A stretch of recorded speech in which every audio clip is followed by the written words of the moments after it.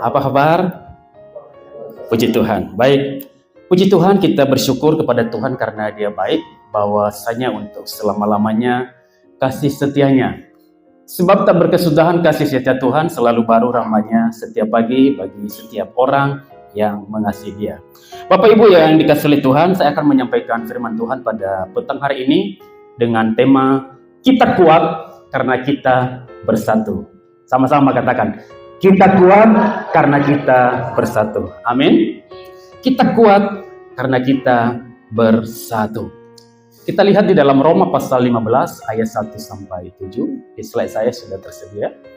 Roma pasal 15 ayat 1 sampai 7, demikian firman Tuhan. Saya akan baca. Kita yang kuat wajib menanggung kelemahan orang yang tidak kuat, dan jangan kita mencari kesenangan kita sendiri. Setiap orang di antara kita harus mencari kesenangan sesama kita demi kebaikan kita untuk membangun. Ayat 3. Karena Kristus juga tidak mencari kesenangannya sendiri, tetapi seperti ada tertulis, perhatikan ini baik-baik. Kata-kata cercaan mereka yang mencerca engkau telah mengenai aku. Ayat 4.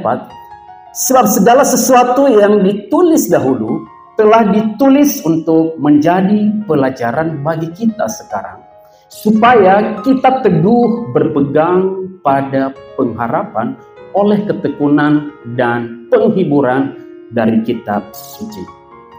Semoga Allah yang adalah sumber ketekunan dan penghiburan mengaruniakan kerukunan kepada kamu sesuai dengan kehendak Kristus, sehingga dengan satu hati dan satu suara kamu memuliakan Allah dan Bapa Tuhan kita Yesus Kristus. Sebab itu, terimalah satu akan yang lain, sama seperti Kristus juga telah menerima kita untuk kemuliaan Allah. Bapak Ibu Saudara yang dikasihi Tuhan, ini masih bulan Agustus dan saya rindu kita dalam suasana masih menikmati hari bulan kemerdekaan kita. Saya sengaja membuat satu khotbah ini untuk kita bisa refleksi ke belakang, bagaimana ketika negara ini dibebaskan dari kolonialisme baik Belanda, Jepang, dan kolonialisme sebelum-sebelumnya yang telah puluhan tahun, ratusan tahun telah menjajah bangsa ini. Sebelum ada proklamasi, maka kita tahu seperti apa perjuangan bangsa ini di dalam melawan, mengusir penjajah. Dan itu dimulai sejak awal. Penjajah masuk ke Indonesia itu sekitar abad 17, 18, 19, dan di penghujungnya kita bisa merdeka tahun 1945.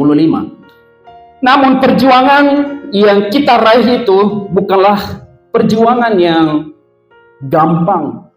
Harus mengorbankan banyak pengorbanan. Dan salah satunya adalah adanya persatuan yang dikoordinir, yang dilakukan oleh bapak-bapak pendiri negara ini. Maka daripada itu persatuan sangat penting supaya kita kuat. Amin. Kesatuan penting sekali supaya kita lebih kuat.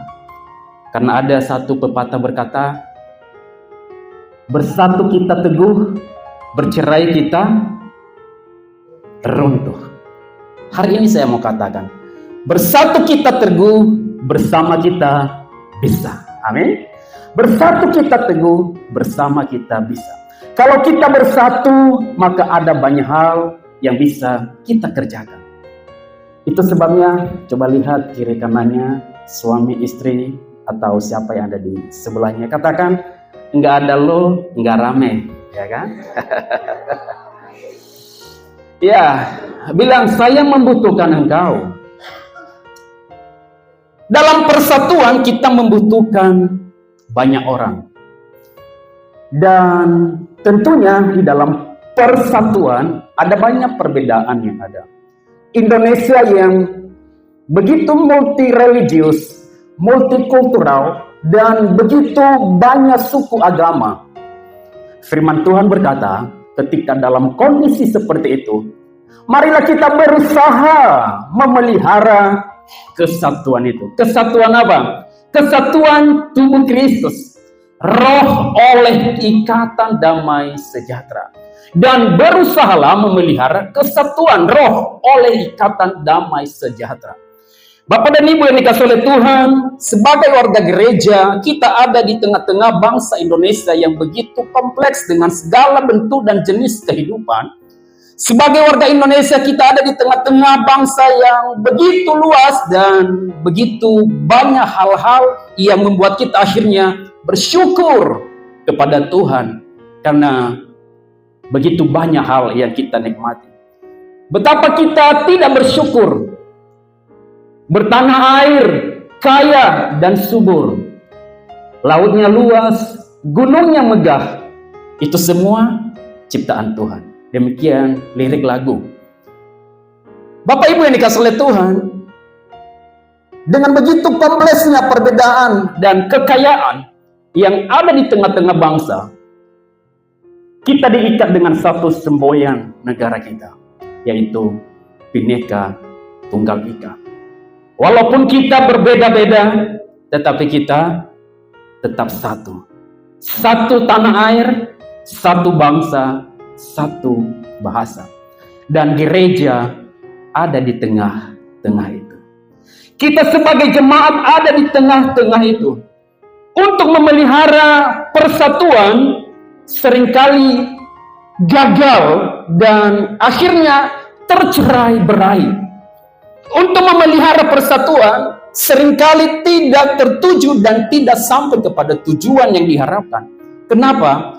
Karena seringkali ada fokusnya kepada saya.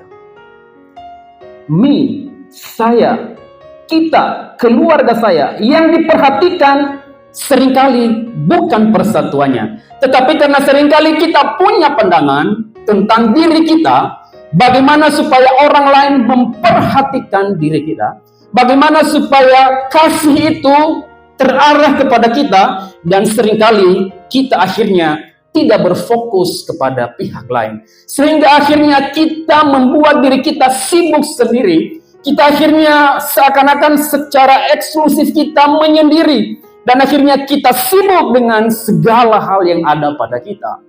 Kita sibuk dengan gadget kita sibuk dengan media sosial kita, bahkan kita sibuk dengan diri kita sendiri, sampai-sampai kita tidak tahu siapa yang ada di sekitar kita. Ada istilah berkata, medsos, media sosial saat ini membuat yang jauh menjadi dekat, yang dekat menjadi jauh. Yang dekat di meja makan seolah-olah dan terlihat itu jauh banget. Kenapa? Ketika pun kita makan di meja makan bersama keluarga, seringkali kita nggak memperhatikan, dan kita justru memperhatikan orang lain yang mungkin kita tidak kenal, tapi kita sibuk dengan media sosial kita. Susah untuk memupuk persatuan di tengah-tengah kondisi yang seperti ini. Kita seringkali maunya sendiri, nggak usah ke gereja, cukup di rumah saja.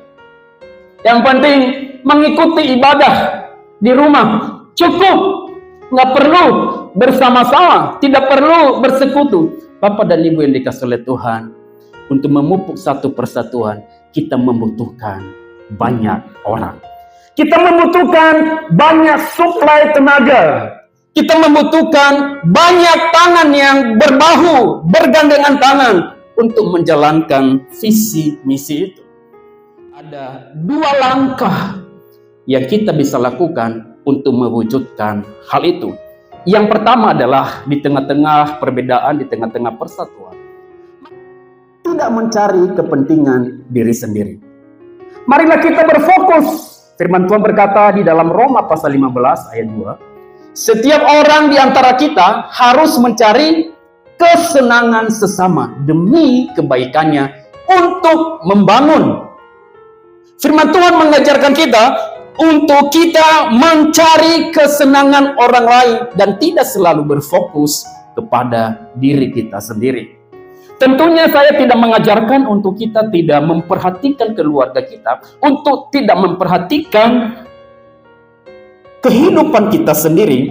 Tetapi yang lebih adalah bagaimana supaya kita juga melihat sisi kiri kanan kita, bagaimana kita bisa memperhatikan orang-orang yang ada di sekitar kita, sehingga kita menjadi pribadi yang tidak egosentris, yang tidak berfokus kepada diri kita sendiri, tetapi kita bisa berkata, apa yang bisa saya lakukan untuk Anda? Apa yang bisa saya lakukan? Seringkali yang kita lakukan adalah apa yang kamu lakukan untuk saya. Dan itulah yang membuat kita persatuan jarang sekali terbentuk dan akhirnya tercerai-berai. Akhirnya terpisah. Maka daripada itu, saya dan saudara, saya butuh. Saudara butuh saya butuh saudara. Dan akhirnya kita semua ada satu di dalam satu kesatuan. Dalam satu kesatuan tubuh Kristus yang tak terpisahkan. Bapak dan Ibu yang dikasihi oleh Tuhan, pernah bertanya kepada orang, apa yang mau saya lakukan kepada Anda? Atau yang kita lakukan, apa yang Anda lakukan kepada saya? Bapak dan Ibu yang dikasihi oleh Tuhan, ketika Musa sedang berperang melawan bangsa-bangsa yang mencoba menghalangi mereka untuk masuk ke tanah perjanjian. Di sana ada orang Amori, ada orang-orang Amalek. Mereka berperang.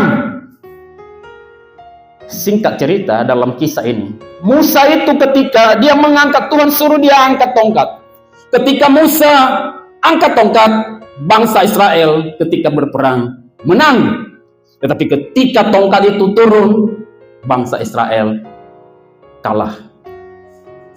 Musa naik, menang. Musa turunkan tangan, kalah. Mereka justru menopang tangan Musa.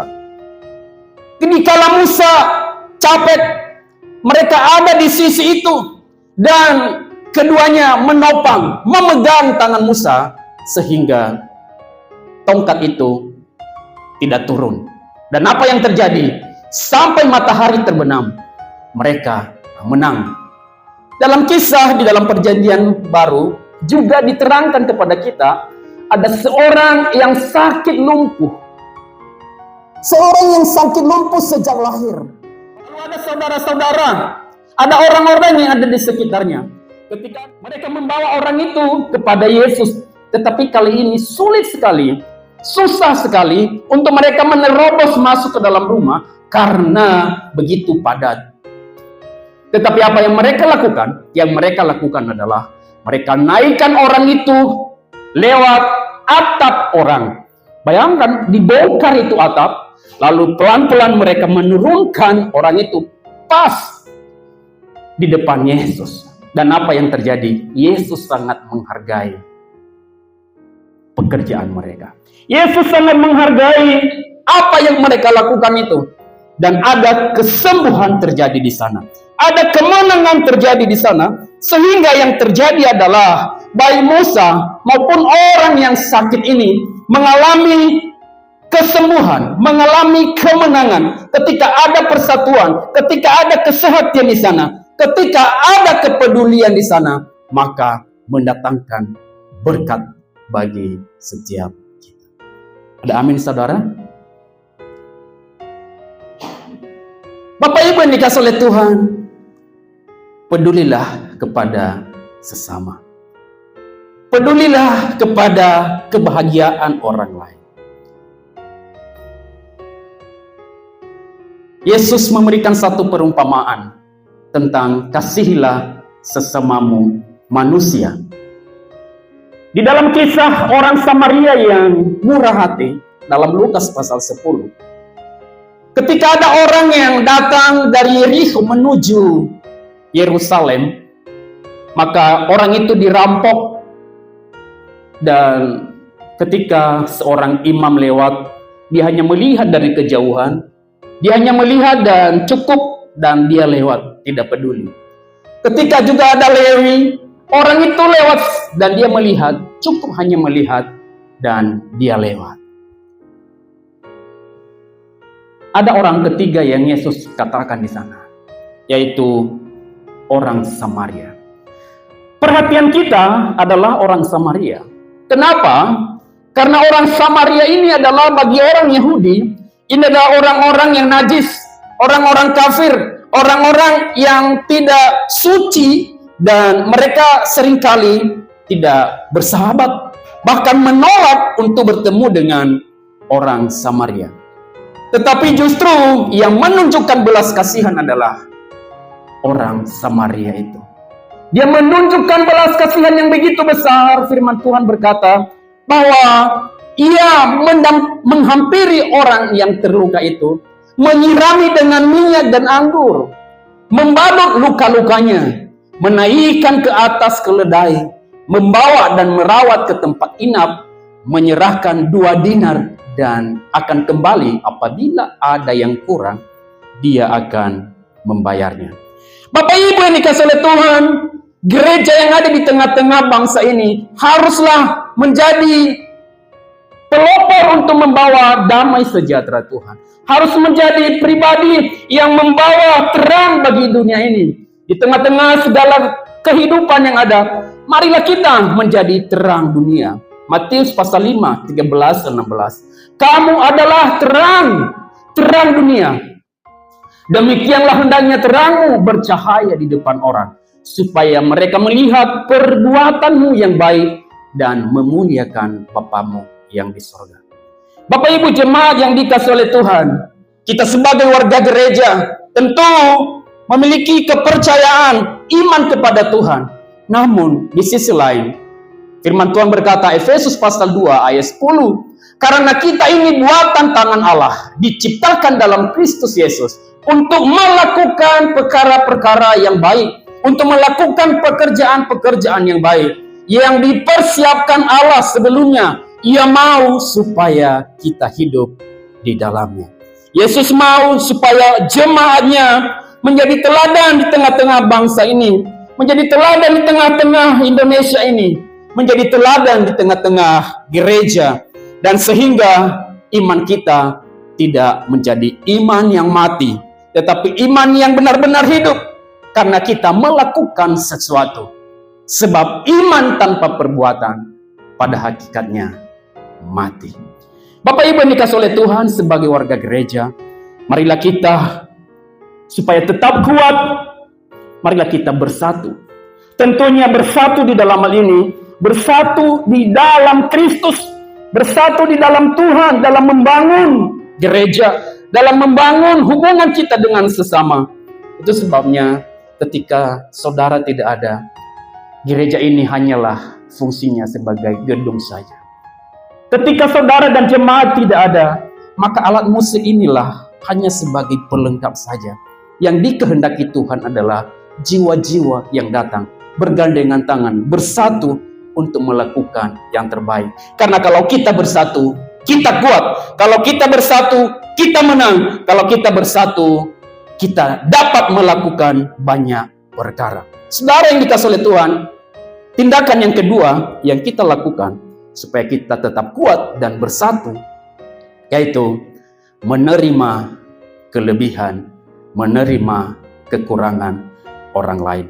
Firman Tuhan berkata, Roma pasal 15 ayat 7, sebab itu terimalah satu akan yang lain, sama seperti Kristus juga telah menerima kita untuk kemuliaannya. Tuhan Yesus berkata, marilah terima satu akan yang lain. Ya, dengan segala perbedaan yang ada, dengan segala warna kulit yang ada, dengan segala bentuk fisik yang ada, itulah kita. Itulah kita, saudara. Itulah gereja, itulah bangsa kita yang penting yang kita lakukan adalah bagaimana kita saling menerima satu akan yang lain.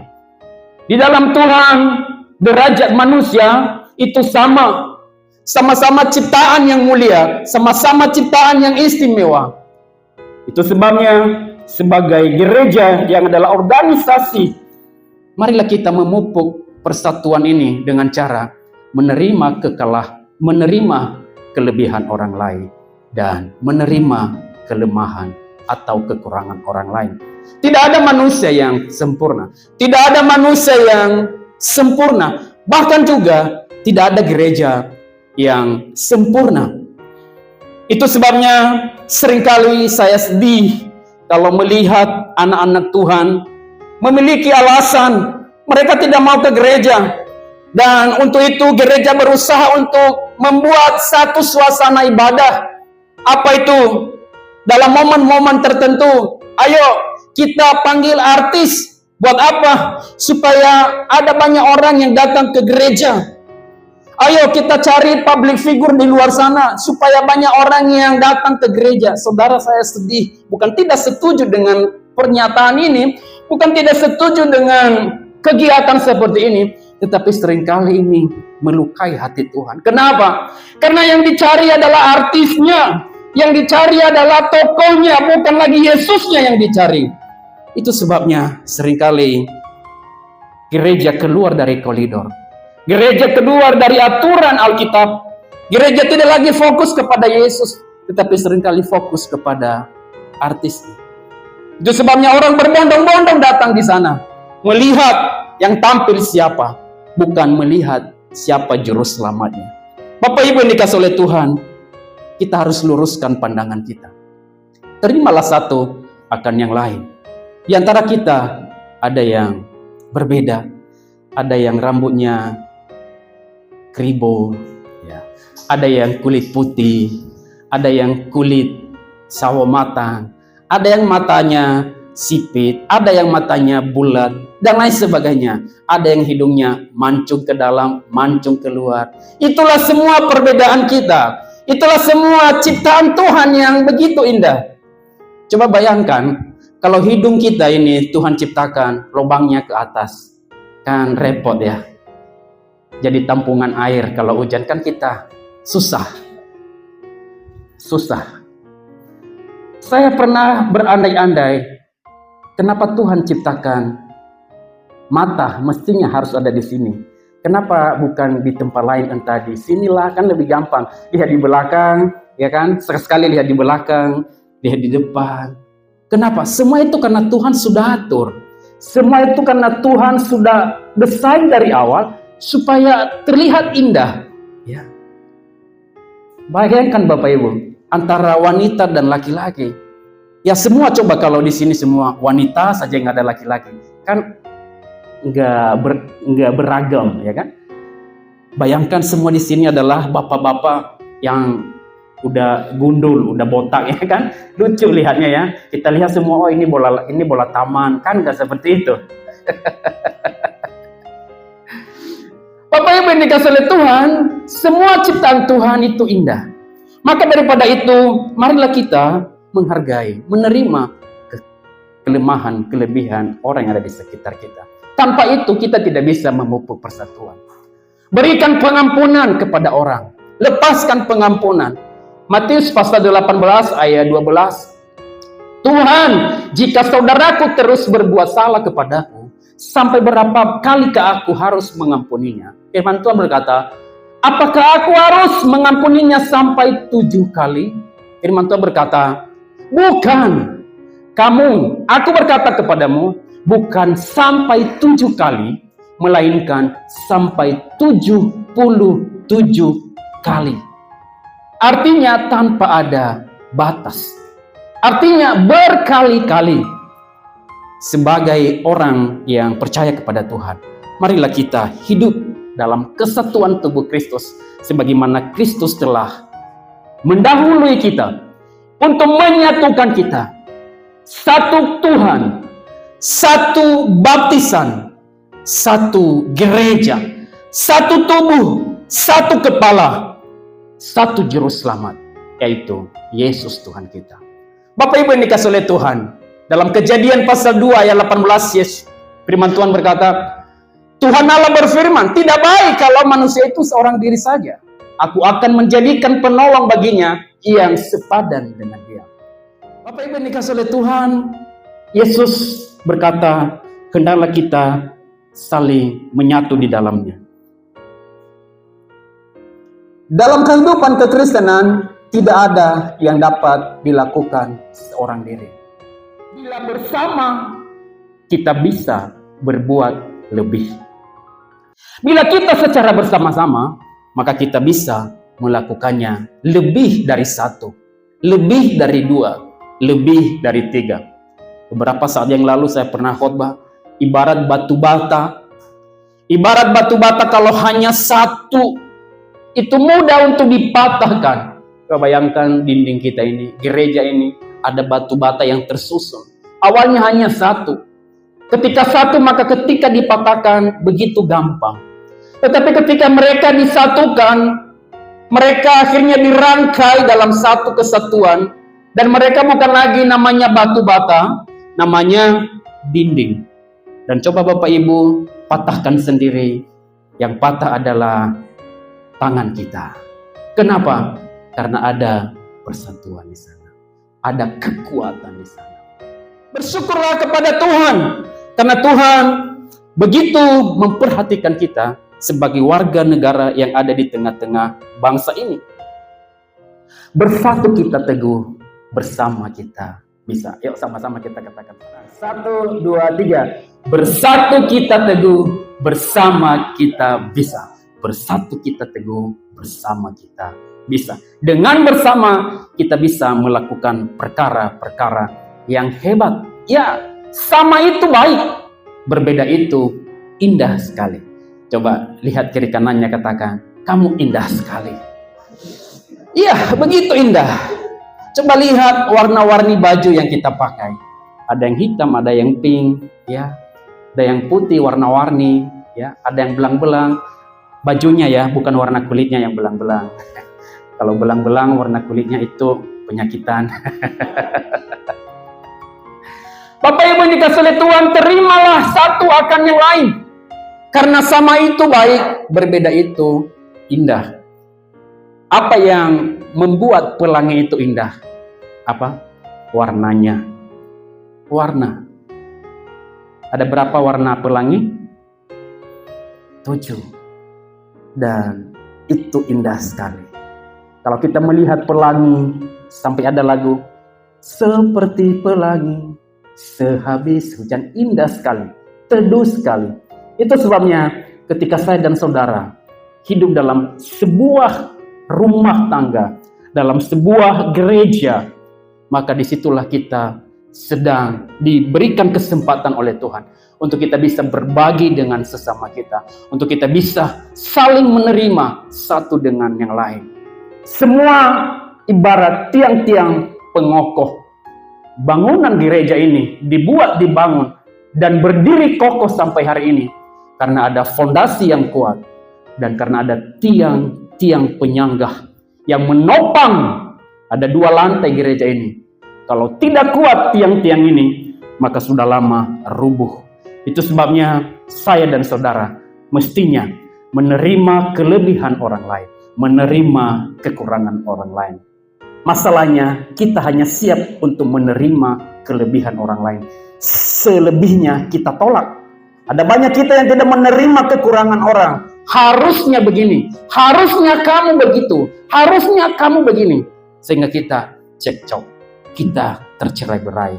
Dan itu adalah siasat iblis untuk melihat dan siap memangsa kita. Bapak Ibu yang dikasih oleh Tuhan, Markus pasal 10 ayat 45 demikian firman Tuhan. Karena anak manusia juga datang bukan untuk dilayani, melainkan untuk melayani dan untuk menyerahkan nyawanya menjadi tebusan bagi banyak orang. Yesus sendiri telah menjadi contoh bagi setiap kita.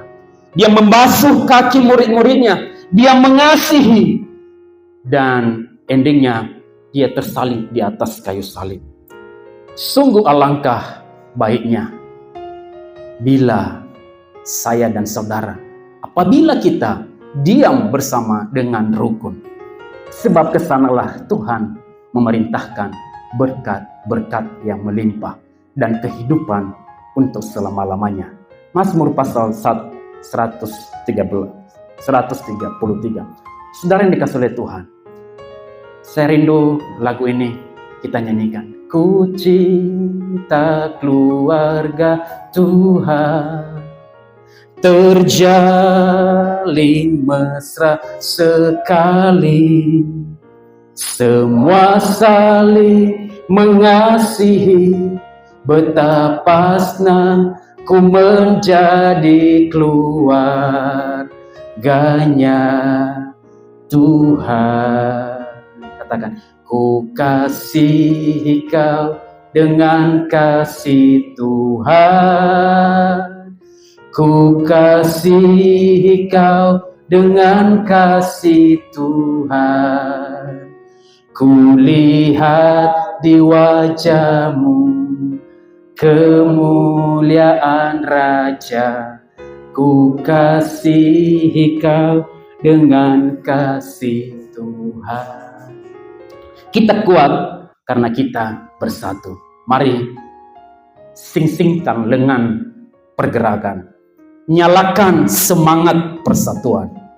Kobarkan kekuatan dari dalam diri kita. Sehingga kita menjadi jemaat-jemaat yang kokoh.